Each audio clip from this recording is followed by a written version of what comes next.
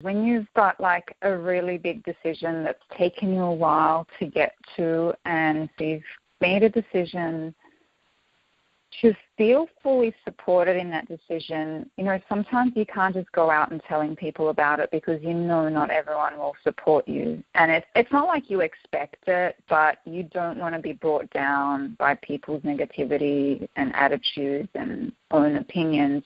And I just wanted to ask you the process when there's like something that you majorly decide on, whether it's work or just relationship-wise, when you decide it, once you've decided it in your mind, do you make sure you've planned things out a little bit for yourself just to feel a bit supported and have a direction before you start going about implementing and making it obvious to people that you're making changes or that you've made this decision? Mm-hmm. Such a really good question. Do you mean like, do I make a plan implementing like getting support or feeling good about it, or like just implementing the plan of like what I'm going to do action-wise? More like action-wise. You have to feel supported at the same time. Otherwise, you're just making it hard for yourself. But I guess, how do you feel more secure about taking those actions? What are the things that you like that? I know you in the masterclass you talked a lot about the planning part aspect of it, making sure you have things lined up. So things can fall in place. So we have to be a little bit flexible sometimes and just trust in a lot of things as well. Mm-hmm. Well, do you just expose things on a need-to-know basis to people around you if you need their help, or do you just go full out and I don't care, this is the decision that I've made, and you just run with it and just try and ignore all the stuff around? Well, a couple things. It really depends on how strongly I feel about the decision I'm making. Okay. So there are some things in my life. I mean, I've made a lot of mistakes where I've said things prematurely and then gotten screwed because I wasn't ready to say it. I wasn't emotionally ready for everyone else to know. Especially in my business, a lot of people in my immediate family and stuff don't really understand. Although they love me, their support is really weird and can kind of be fear-based and negative. So I've made a lot of mistakes telling people things early on. But at the same time, I like to be open and I like to have authentic relationships, so I still want to be honest.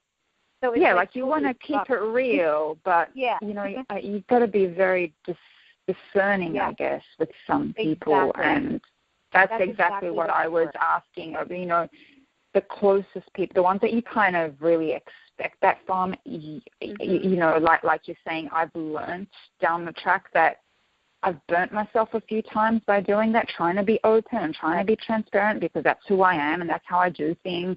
But it's kind of like I've had to learn that other people don't do it like that, or that I need to be careful. You do need to be careful. I think the first thing to do is to know yourself. I have learned over the years that I don't like to be in confused situations in my own life, like whether it's my work or relationships. When I'm confused, I can only go to like a couple very safe people, friends, and that's generally not my family. They're friends who are in the similar situation with me, or they're friends who have a perspective that's more positive and safe. They're actually the friends who can go into the hard stuff without falling into the hard stuff, if that makes sense. Those are the friends that I can go to. But I have, I do, to your question of planning, I do like to stand on solid ground when I'm taking something to someone nowadays. I like to at least know why I'm doing it, what I'm doing, and I'm a crazy OCD planner, and it works to my advantage and it also works to my disadvantage. I'm really, before I come out publicly with anything, I like to have my shit together, and I like to have mapped out the plan and know my action steps and all of that. But I'm also a perfectionist, and it gets me into trouble, so I have to at some point in time stop all that planning and then be able to trust. So it's both. It's like I definitely lean to the side of planning and then trusting and then planning and then trusting. But being vocal with people, I can only really go to a few of my friends who can go into the harder stuff without freaking out. And then they're the ones who kind of help me. They're the ones who help then me get some like more ground under my feet, and then I can go to the rest of it. But I will be honest with you, I've found there's less utility and less usefulness in me telling everyone, even my close people, all the ideas that I have all the time. It's just like a couple of the important decisions that I need to tell them. Otherwise, I'm just running my mouth, saying all sorts of dumb shit I don't need to say all the time. And then people have opinions about all of it, you know? Right.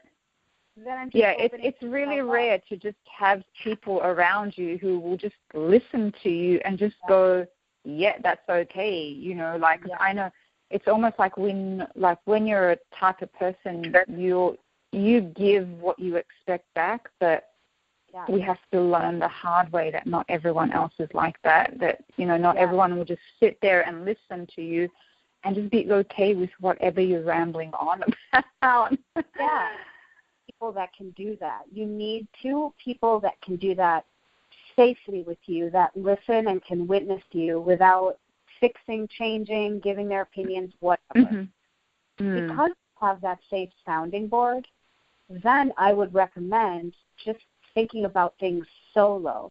You're really intuitive. You already know what's a better course of action, and you can trust your track record. I've only learned by making mistakes. I know how I feel. Like, I'll give you an example. A couple weeks ago, you'll be a little shocked about this, someone proposed to me. And it was wonderful. It was great. I ended up saying no. It was a real shock to me. I ended up telling, like, my sister, my close family friends, 2 or 3 of my friends. I didn't need to tell everybody that. I did not need to tell everybody that, because then there was like, oh, my God, tell me what happened and this and that. But inside, during this proposal with this man, I had already resolved it inside of myself that we were just going to be friends and it was okay and we would always be in each other's lives. And I came to a really great point and we ended it wonderfully. Now, it was only the drama of the story and my ego that made me tell all these people this. I'm like, ooh, let's have a story. And I remember telling my sister and my other friends, and I remember feeling like after I told them, I didn't need to say that. I didn't need to say that. And so you get gut reactions to how you spend your life, don't you? I mean, I'm asking you. You do, right? I do. Yeah. Like you want to, you would just want kind of, I mean, like it's normal to, like it's a big thing. Like, you know, it's this big event that's happened to you and you feel like if you're not going to share it with them, well, then who can you kind of, but. Right. Well, what I'll say about you want them to be happy for you. You want them to listen to you and honor what your answer was, regardless what it was. Yeah. Well, I'll tell you, with this particular situation, it wasn't something that was like, oh, my God, it's this great big thing, and this is going to happen, and we might get married. This was a situation where we weren't even dating. It was just something that happened on a random Monday night. So it's actually for me, it wasn't something that I needed to tell everybody about. And what happened for me is my intuition let me know that. And that's the point of, like, why I'm telling you this whole ridiculous story. Oh, right. I get signals from my intuition of, like, you know, you don't really need to say this to this person. Or, maybe wait a couple days. You know, just sit on it for a couple days. Or, you know, maybe just journal about it and see how you feel. And if you still feel the same way in 3 days, tell them about it. I get these feelings all the time. Whether I choose to listen to them or not is you know, when I either get into trouble or when I, you know, have begun a track record where I can trust myself to, like, you know, behave properly. But I would say, like, it's a combination of both of those things. Trusting your gut, because you will get signals of what to say and when to say things, and just try to trust it. You know, when we're on this path of self-trust, the important thing is to not question. You will question it. I mean, because that's just part of this path, because it's like, how do you know what to trust before you've actually set, like, a proper track record for being able to trust yourself? You don't. You don't know. You question yourself. You doubt yourself. But what I will say is just try. Try to make a choice and then trust it.